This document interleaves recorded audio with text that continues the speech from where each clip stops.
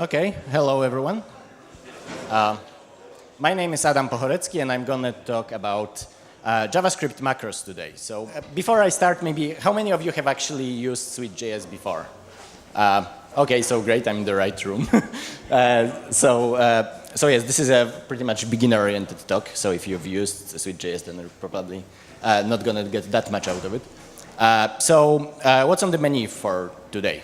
So first of all, I'm going to start by defining what macros are and where they are useful, and how can we. And then I'm going to move on to like showing you how Sweet.js does macros in JavaScript, because this is pretty much different than macros that you'd see in languages like C or LISP. And then, if time allows, we're going to see some like practical example or real world macro that you might want to write in your own project. Okay, so let's start with defining what macros are. So how many of you used C or C++ before? So no C or C++.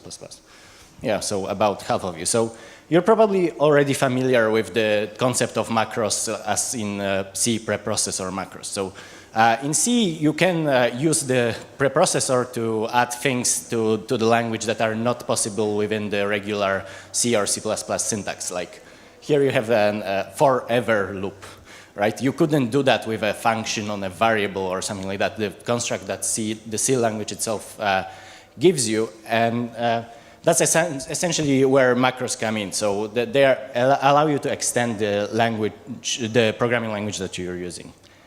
However, the C preprocessor macros are very, very limited. They're essentially like search and replace within your file. They don't understand the syntax of C. They'll let you do crazy things, and they aren't really procedural. So they'll do search and replace, but they won't manipulate code as a function. On the other side of the spectrum, we have macros as in Lisp. So how many of you have used some kind of a Lisp before? Oh, just a few hands. Lisps are, well, actually, Clojure is my favorite programming language, so Lisps are great, so try them if you have time. And in Lisps, macros are essentially functions that run at compile time, as in Clojure. So at compile time, and they transform the code that they're given. So as you can see, in this example, admin is a function, right? You call admin with an argument, and unless is a macro, and invocation of a macro looks essentially the same as invocation of a function. You just only instead of operating on variables and so on, it operates on the syntax of your programming language. And the syntax in Lisp is defined using the same data structures that you actually use in your code. So function invocation is just a list where the first element is the function that you're invoking and the rest are arguments. And the same goes for macros. So the first element is of a list is the macro name that you're invoking, and the rest are arguments. And this allows you to extend the language in very interesting ways, and but it also has a very strong limitation, because with those types of macros, you can't actually change the syntax of the language. You just can add control structures to it, and it kind of brings us to the first definition of a macro. So it's a function, so it can transform your code in a procedural way. So it takes arguments, returns a value, and it can do anything with those arguments to produce that value. And so it takes code in some form as an argument and returns code as its return value. Well, but the limitation of Lisps is that they have, well, this is a power of Lisp, and this is also a very limitation of Lisp. So the syntax of Lisp is, well, minimal. You're essentially writing in AST. So as you can see, the operators look, there are no operators in Lisp because they look like function invocation. There's no there's no special syntax for looping because it all looks like function invocation. Everything is a list in Lisp. So while as great as that is for Lisp programmers, this type of macros doesn't really scale to programming languages like JavaScript, where we have lots of syntax. And just to prove that, I'm going to show you the same couple of examples that I've shown you in Lisp, only in JavaScript. And now, obviously, you're all JavaScript programmers, so you know JavaScript. So so the definition of a function, invocation of a function, control structures in JavaScript, they all look different. And the same will apply to the macros that you're going to write. You might want to write macros that look like operators.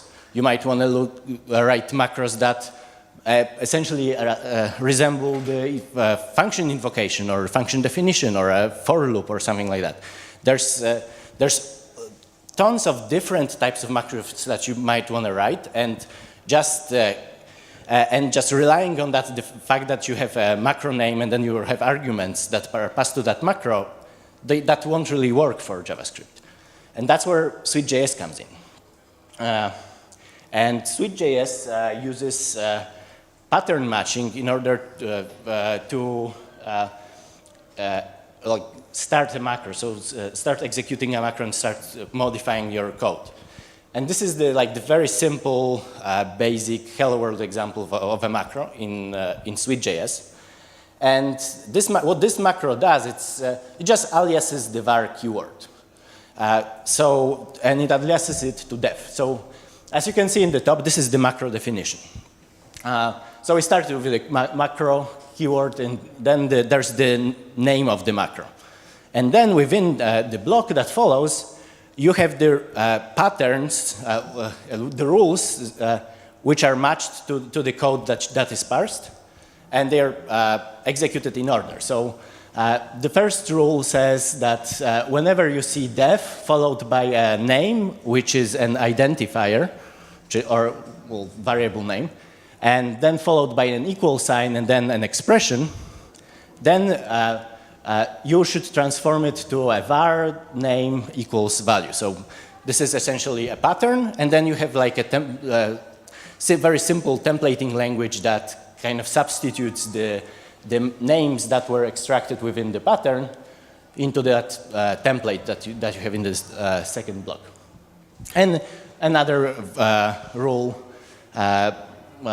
matches just variables that are defined without an expression. Well, one thing that you might already see is that in the example of the code that I'm going to transform, I actually defined a def variable. So if this was a C preprocessor macro, it would actually go see that def keyword there, see the equals, treat it as an identifier, and then it would end up with something like var equals 123, so 123. So that would break your code. And actually, since SweetJS actually understands JavaScript syntax, it won't try to match it, and it won't try to modify your code in a silly way like this. And what just happened is we extended JavaScript language with a new keyword. And this is a fairly powerful feature and something that's not probably a pretty big gun for a very small problem. It wasn't really a problem there. We just wanted to alias the var keyword, which you shouldn't do probably. But you can imagine kind of the power of this. So if you wanted to alias var, you could have added the structuring to that, or you could add some kind of static type checking, or some other crazy thing that you might do with a macro. And more importantly, there are things in JavaScript. JavaScript being a powerful language, but quite verbose, where macros kind of can make your life much easier. And let me show you that on a practical, like a real world example. So most of you are probably familiar with React.js. It's all the rage right now. And here's a snippet of code with React written in pure JavaScript. This snippet of code simply defines a piece of HTML, a div with an h1 tag within it that has that interpolates header variable inside that h1. Now, if your code looked like the code on the top, then well, you can imagine what happens if you have 50 tags or 100 tags within a single template. And React is actually, well, you render most of your HTML within JavaScript. So there will be a lot of HTML like that. So so what the React people did is they said, well, that's probably too verbose for us. Maybe we can embed HTML within JavaScript. And that's what they went and did, and that's what JSX is, and that's the second example. And that's probably easier to write, and well, definitely easier to read to me.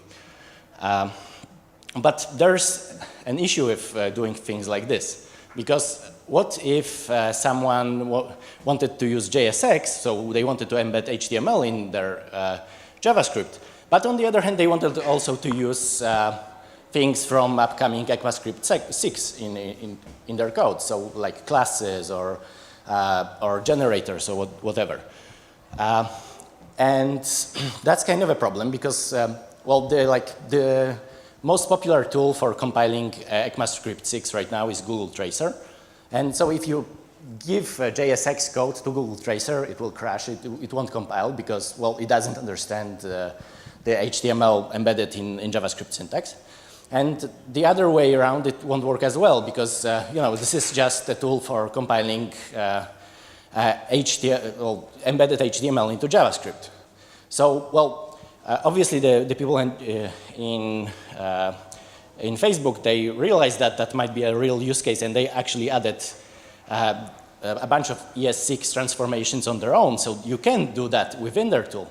But think about how problematic that becomes when you kind of, once you add one little feature to your language, then you have to kind of pull everything else that other people might want, or you might actually want. I mean, implementing ES6 in JavaScript isn't that easy, right? It wouldn't be something that you want to do on your own.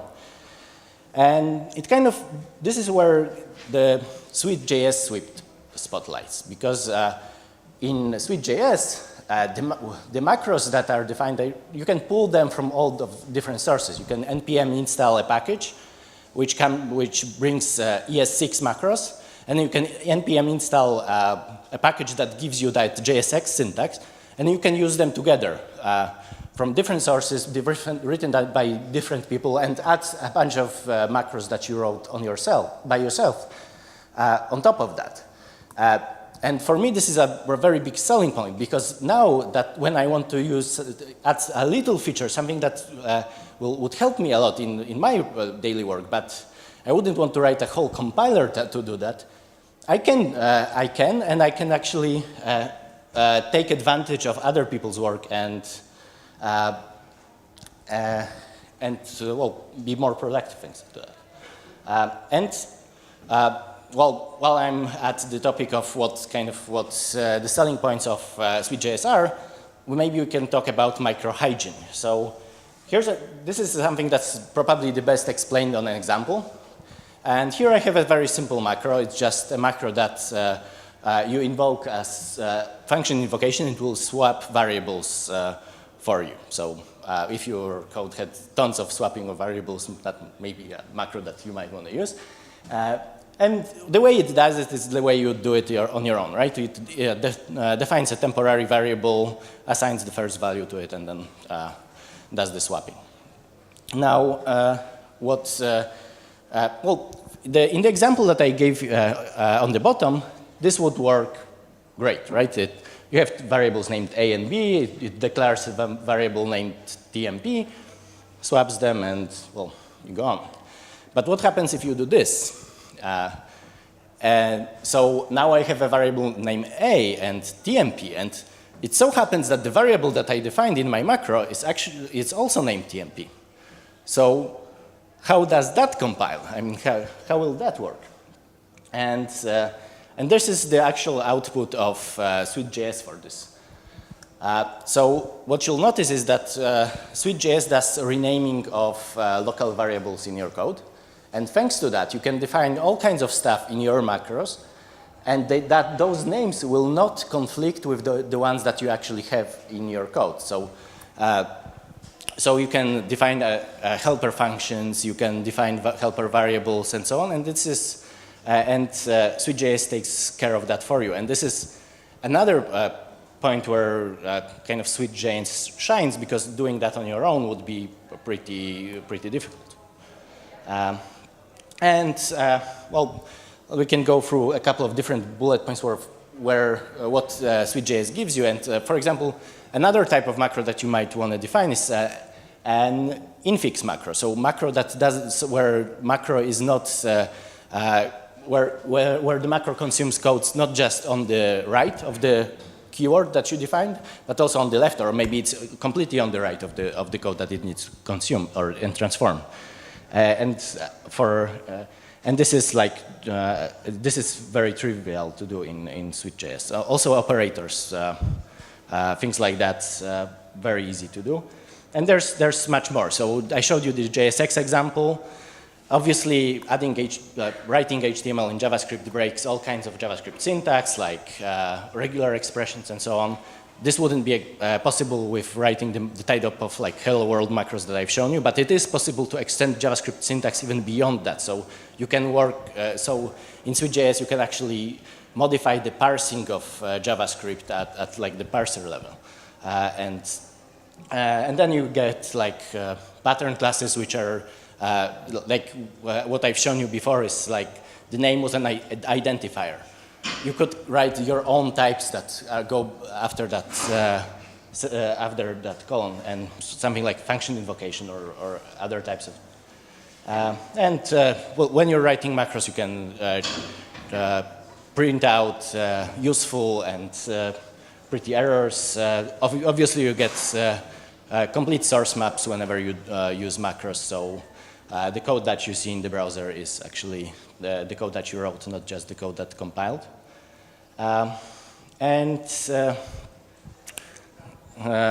Okay, so and just a very quick example of what I would consider a real-world macro. So something that's actually useful. And here you have some JavaScript, some AngularJS code, right? And in AngularJS, you have to write those inject annotations for pretty much everything. And that's because, well, in production, you're minifying code, and AngularJS won't know what to inject if you don't do that. And that's kind of annoying, because you, well, have to write that all the time. You have to maintain it in the same state as, well, if you change the order of arguments, you have to remember to change that annotation. If you add an argument, you have to remember about that. You may forget to add that inject annotation altogether. It will break in production, so unless your tests cover it, you're screwed. So this is like a real-world use case. So I do forget about those. I don't want to do that, and I don't want that polluting my code. So instead of having to do that by hand, I just declare a $function keyword that behaves exactly the same as regular function, only it adds another annotation to it. So unfortunately, we're kind of at the end, so I won't have time to go into the details of implementation, but yeah, if you want to know about that, hit me up afterwards. Do you have time for questions? Okay, so are there any questions?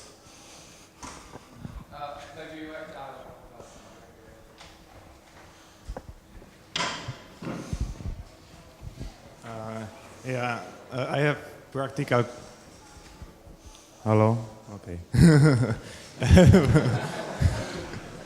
I have one very practical question. What is the support of the IDEs for this type of new syntax? So it depends on the IDE that you're using. But essentially, most IDEs work on regular expression-based, have regular expression-based syntax for support. So they'll still highlight all your functions and stuff like that, and it won't actually break the highlighting.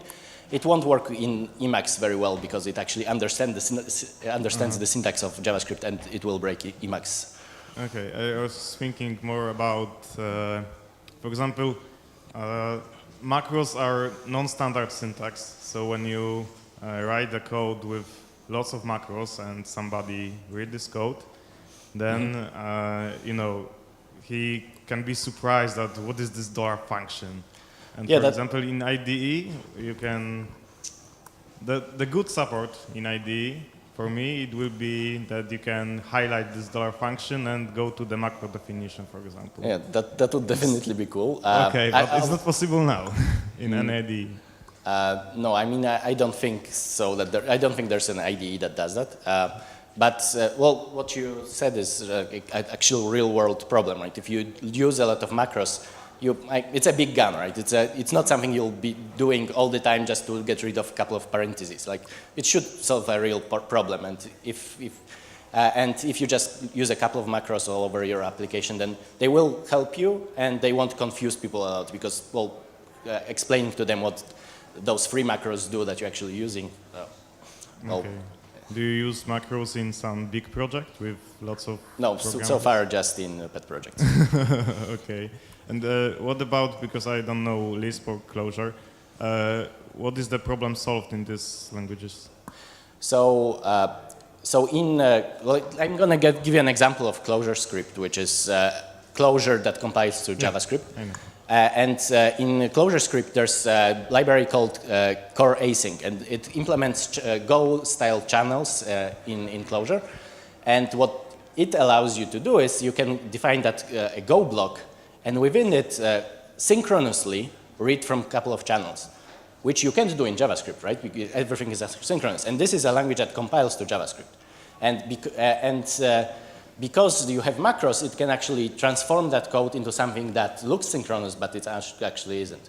And the same is what Tracer does with generators, too. So.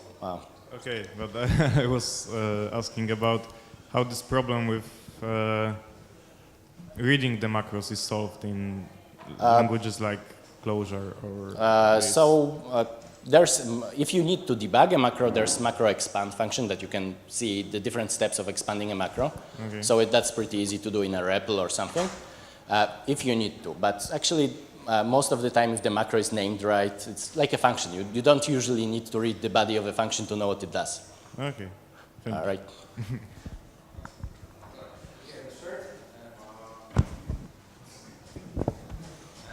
We have another question.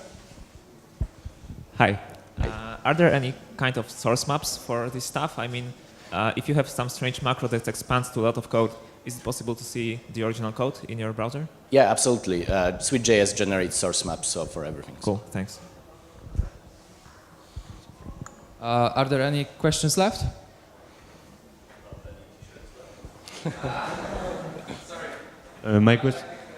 My question is, what about the support of the linters and code formatting? Do they break on that code with Sweet.js or not? Could you repeat the question, sorry? The question is, what about linters like JSLint or JSHint and code formatting? Does it work? So code formatting isn't that hard. I mean, it's just, I'm using Vim. I've never had a problem with formatting macros, but I mean that, for example, in WebStorm, there's a shortcut for formatting the code. Mm-hmm. According to some rules. And my question is, if does it break with code with macros? I don't use WebStorm, so I don't know. But I imagine that it really shouldn't.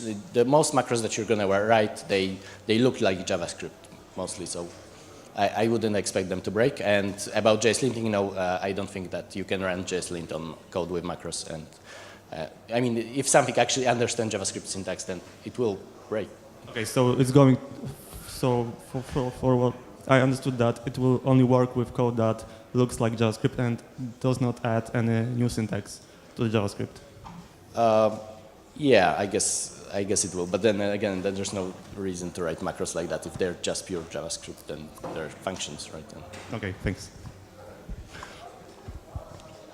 Okay, I think we will finish. Thank you very much for a really nice presentation.